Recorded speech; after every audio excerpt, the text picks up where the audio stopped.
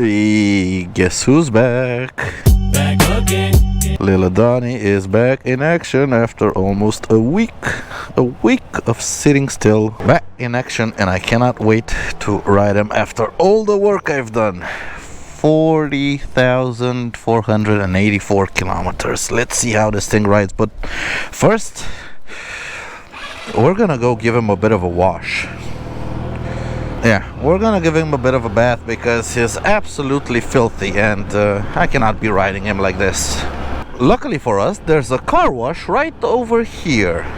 So let's go give him a quick bath, and then we will hit the road and we'll take the long way home, because why not? I haven't ridden him in about a week, so why not take the long way home? Make it more enjoyable a little bit. Alright, let's get a cleaning.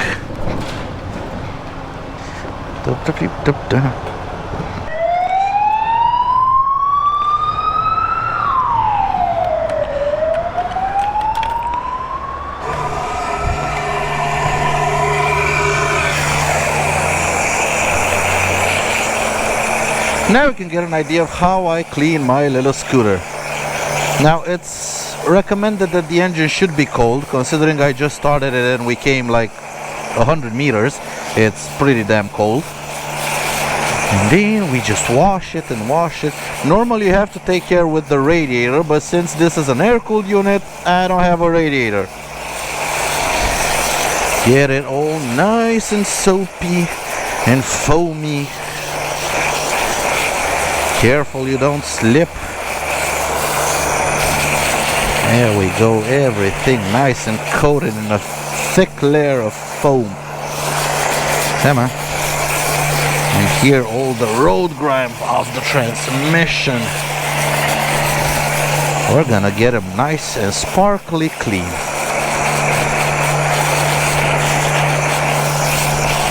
It doesn't take a long time to wash a bike or a scooter, to be perfectly honest. If you don't want to do it absolutely perfect, because there are those people that go into detail level, but if you just want to get it decently clean so it looks good, just give it a bit of a soaping. Then we're gonna take that brush and give it a bit of a rub. Let's get some, yeah, like that. We're gonna take that brush and give it a bit of a rub, and that should be just about it. Okay, that's enough.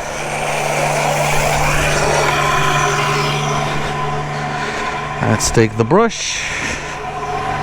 First of all, what I want to clean is my grips. Everybody forgets to clean their grips, and then you get very, very filthy gloves. And you always ask yourself, where did all this filth come on my gloves? Where? It's from the grips, because you never clean your grips, and your grips are just about the grimiest part of the motorcycle. Almost as grimy as the seat, with all the gooch juice. Now, in case you have a lady on the back, you may not want to clean your seat, but sometimes I want to clean my seat. Let's get these nice and clean, and then what I also like to do is get the brush up in here and give the rim a bit of a scrub to get all the brake dust off. And on the other side, just like that. And here on the air filter cover, and get in between with the brush. So nice and satisfying. Get in all the nooks and crannies as best as you can, because you can't get properly into them. Like I said, I'm not going into detail. Just good enough will do.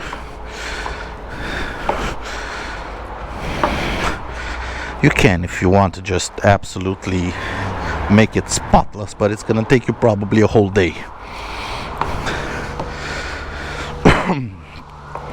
You can start using all kinds of different substances for brake dust and everything, but I just prefer regular washing. Good. Now we're gonna give it a rinse and we're done. Have to be careful with the high pressure. There we go. Start from top to bottom. Let's get the windshield. Now for the controls, I don't go very close with the high pressure. So this distance is far enough to get everything nice and clean.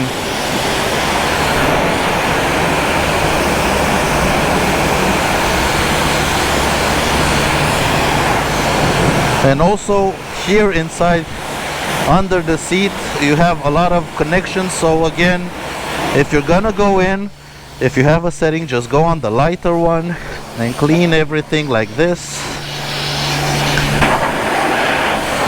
because you have a lot of electrical connections over there, and if you put high pressure on them you can actually get water into the connectors.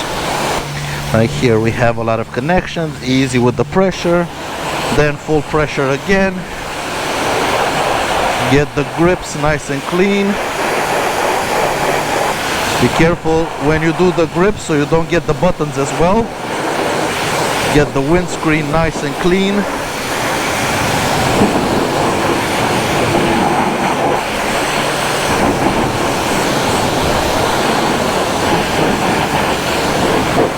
Almost done.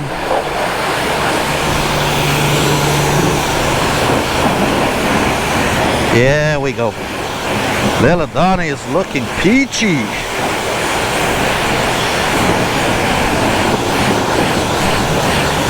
I do enjoy cleaning my scooter. There we go. And now we're gonna dry them off just a little bit and hit the road, because I really want to ride this thing. Haven't ridden them in quite a while.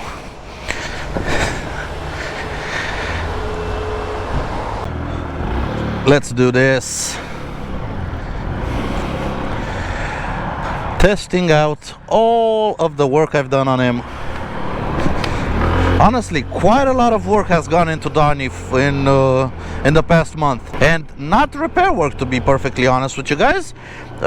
It's just maintenance work, because all I did to him, so about a month and a bit ago, I did change out my rear tire, which was completely bowled, and I mean properly bowled. Also, I changed out the front disc because it was worn. I changed the pads front and rear. Now I did the valve check, and we had to do the repair on the valve cover, and now that that's done, it's perfectly okay. Changed the gaskets over there. What else? New spark plug. We got a new spark plug in. Also new air filter, new engine oil, new transmission oil, new roller weights, new belt, and that's about it. So basically touch on just about everything,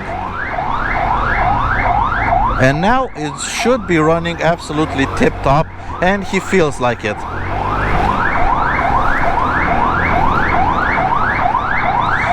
Let the ambulance go. Come on.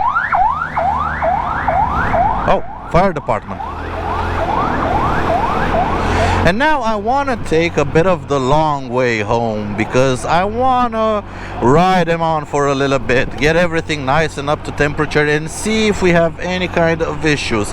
There shouldn't be any, but you know, why test everything out in the yard where it's perfectly safe and I'm close to a workshop? Why not break down in case something's wrong, like 20 or 30 kilometers away from the workshop? At least that's how I think you should do it. Tempting fate. Always have to tempt fate. Favor fortunes the bold. You know, it's nice having a motorcycle through the city, but a scooter just has, I don't know, it's made for this. It's perfect for this. It's just what the doctor ordered. I think I can feel I have a brand new belt, because the revs at speed have gone down quite a lot, and that's what usually happens when you get a brand new transmission belt, because it's a little bit shorter and it changes the transmission ratio. Now my old belt had about 13,000 kilometers. It still would have been good for another 10,000 or close to 10,000, I don't know. but it was starting to get a little bit long in the tooth, and might as well change it out. Sim recommends every 12,500 kilometers to change the transmission belt. I was at 13 and a half, 13 and a half. So why not put in a new belt? It's not that expensive. It's like 50 or 60 euros a brand new belt. And why not put a brand new belt on?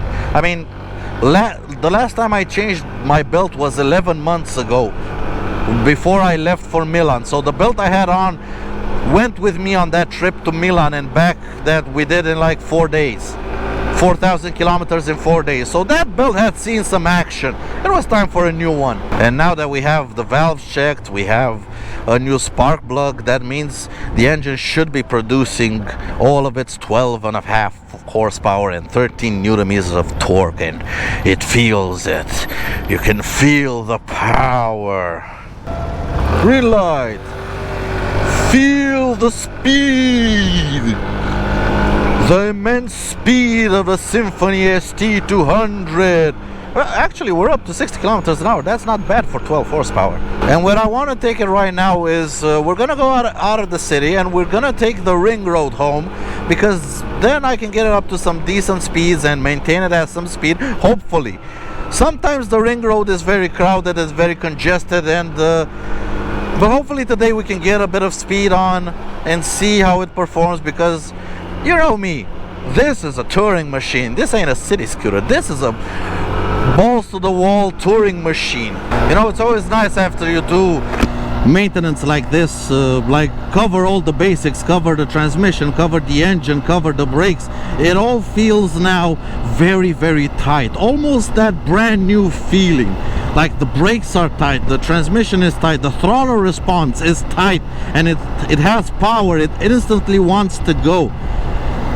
Maintenance is such a beautiful thing, and knowing that most of it I've done with these grubby little hands, it's a wonderful feeling to know that I am riding what I put together. I am using what I put together, or actually took apart and put back together with some new parts, to get myself down the road, to cover distance, to get me to my destination. It's a wonderful feeling. But then again, working on your own machine does have its caveats. You really have to be careful of what you're doing, because you can properly mess it up, and you're gonna have a properly bad day and an expensive day, because fixing stuff that you break while you try to work on your machine usually is very, very expensive. Now, problem is riding this little scooter with the big ass windscreen is that I cannot keep my visor closed, because it's just, I cook myself. I have no airflow on my helmet because of this windscreen. So I'm gonna have to ride with the visor open, but it's not like I have any wind on my face or my eyes. I think this is the exit for the ring road. We should be getting close. I didn't put the GPS on because I think I know where I'm going, and I should know where I'm going. Yeah, I think I know where I'm going. Yeah, it should be right after the bridge, hang a right. Now, what I can tell you guys about working on your own scooter, motorcycle, or anything, first of all, try to get the service manual for it. And after you've gotten the service manual for it, look at what you want to do, the job you want to do, and read very, very closely all of the steps in the service manual. Please go through the service manual and read it so you know exactly what you have to do. Second of all, get a mechanic friend, so that when you mess up, you have somebody to call and ask for help. You really should have a mechanic friend, because it's not a question of if you're gonna mess it up, it's a question of when you're gonna mess it up. You're always gonna mess it up, but that's how you learn. Messing it up is how you learn. You have to mess it up so you can learn. Third of all, what I do recommend, something that reduces the amount of mess ups that you make. Get a decent, high quality set of tools and get the proper tools for the job you want to do. Having the proper tools for the job you want to do means the job is just about halfway there. If you have the wrong tools or tools you can make work, you are gonna have a very bad time, and jobs that take half an hour are gonna take you half a day. It's just how it is. Now this is gonna be a very difficult left to hang. How am I supposed to do this? Anyone coming? Punch it! Yeah, this is a horrible intersection. Luckily, we have the punch of the ST200, the torque monster of the ST lineup, air-cooled torque monster. Sometimes this extra torque really does come in handy. A lot of times this extra torque of the air-cooled 200 does come in handy, and you can use it if you start learning how to use it. And like I said, congested? Oh yes. There will be no high-speed runs from what I can tell. Well, this is a bit of a mess up. Now this is very disappointing, considering I wanted to give it the beans a little bit and it's basically bumper to bumper traffic. I thought it might come down to this, but I was hoping we would get a good run at it. But it is what it is. At least it's running fine. We've already done a couple of kilometers. How much? Like 10 kilometers. Everything seems very tight. Everything seems very well put together. No belt slipping, no clutch slipping. Oh, let's get an overtake in. That was I was looking for. I wanted to see that the belt was on properly, the rollers were on properly, the clutch was seated properly, and they are. They absolutely are, and Donnie once again is running like a champ. Who said small scooters cannot cover long distances? Here's your proof, boys.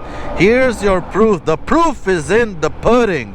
40,000 kilometers on the clock, all done by me with OEM parts. None of those high grade special oil or anything. No, just OEM parts, regular maintenance. Take care of your machine and it will take care of you. You can put whatever oil, high quality, high grade oil you want in this engine.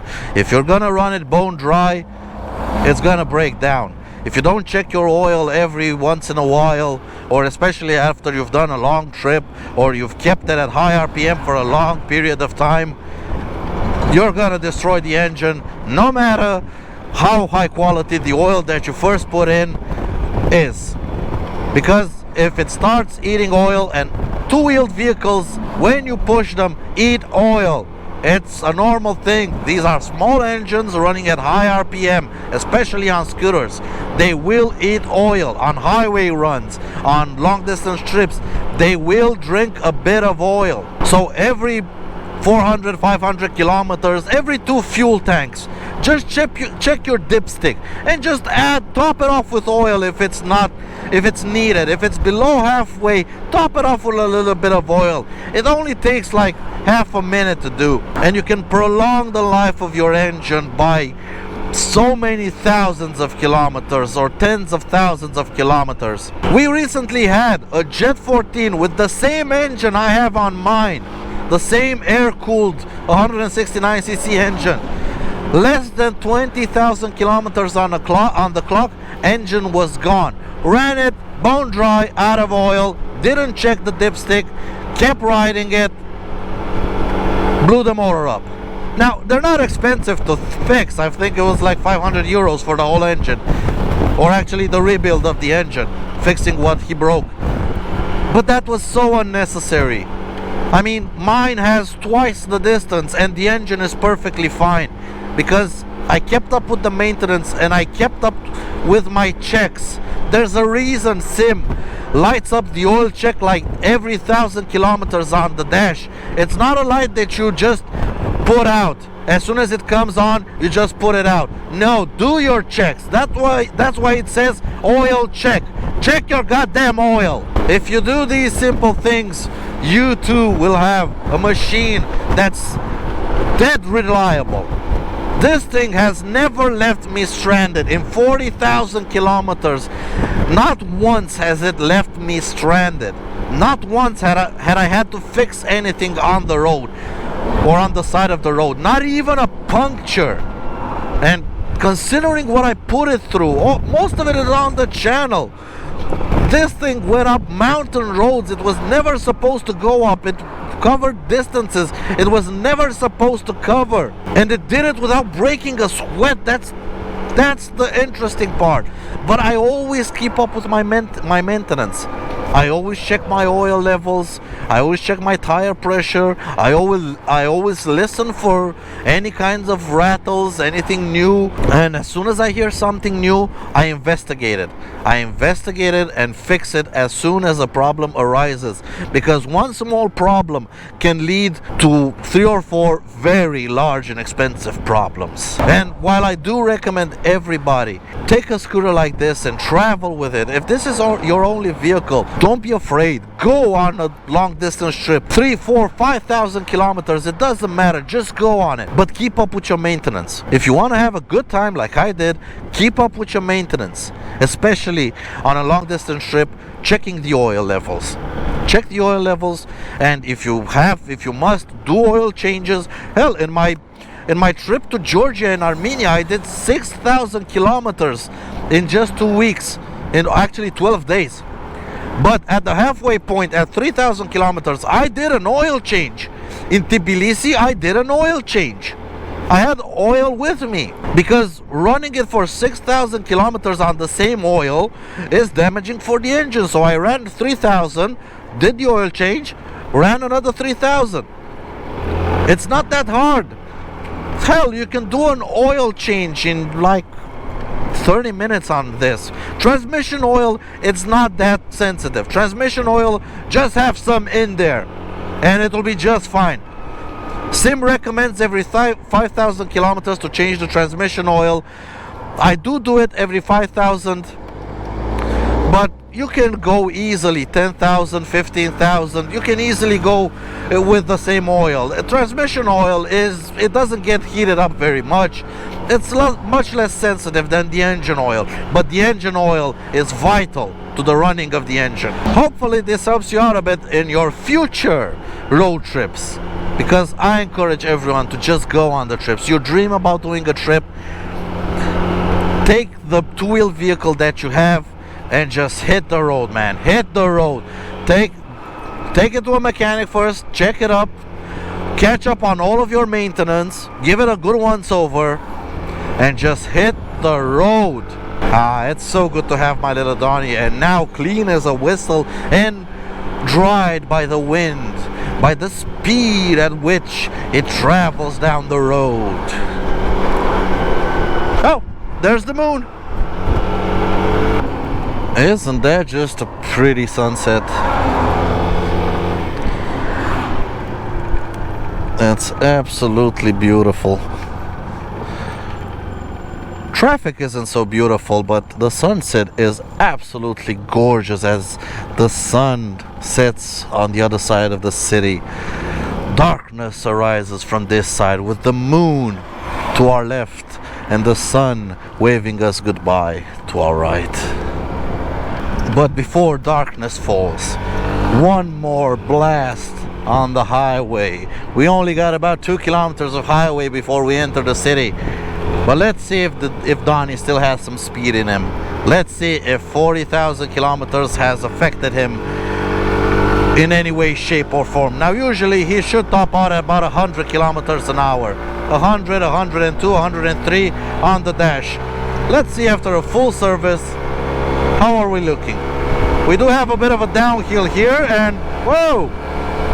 There he goes, 106. 108.